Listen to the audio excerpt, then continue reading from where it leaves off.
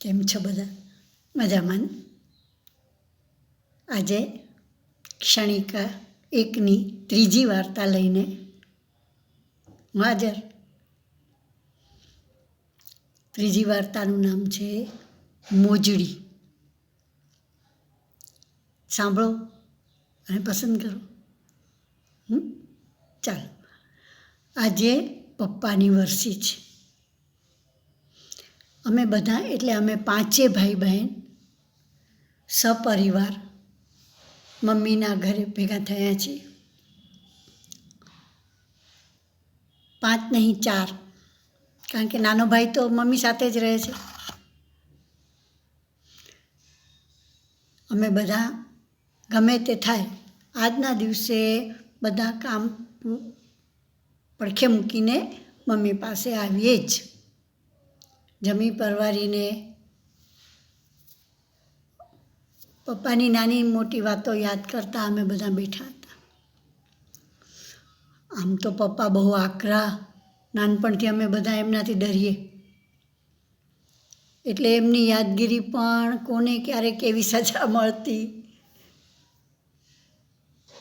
કે એવી બધી વાતોની આજુબાજુ જ ફરે, સ્વાભાવિક છે. અને અચાનક મારું મન એવી પળમાં પહોંચી ગયું કે જાણે પપ્પા મને પૂછતા હતા, હવે બોલ, મને ફક્ત સજા કરતાં જ આવડે છે? એ સમયે હું લગભગ 10મા ધોરણમાં ભણતી હતી. એક દિવસ બપોરે મારી બહેનપણી આવી હતી. એના પપ્પા બહાર ગામથી એના માટે સરસ મજાનો ડ્રેસ લઈ આવેલા.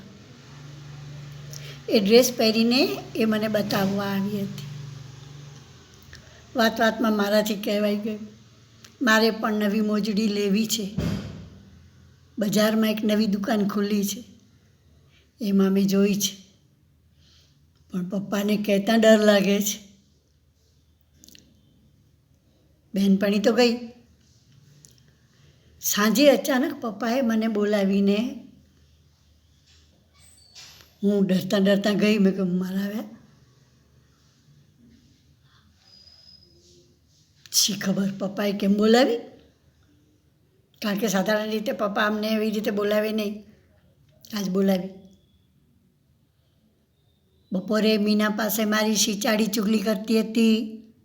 એમણે પૂછ્યું. હું રડમસ. પપ્પાને અમારી વાતોની કેમ ખબર પડી? આજે તો રવિવાર, પપ્પા ઘરે જ હોય ને. હવે વટ પડવાની જબરી. ત્યાં તો ચમત્કાર થયો.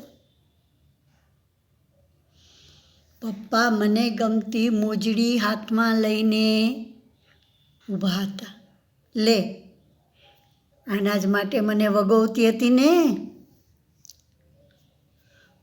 હું અવાચક. મોજડી લઈને મીનાને બતાવવા દોડી.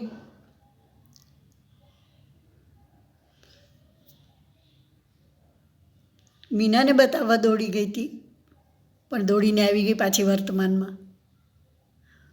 મને સમજ ન પડી કે આકરા લાગતા પપ્પાની કઈ વાત યાદ કરું. પપ્પા એટલે પપ્પા.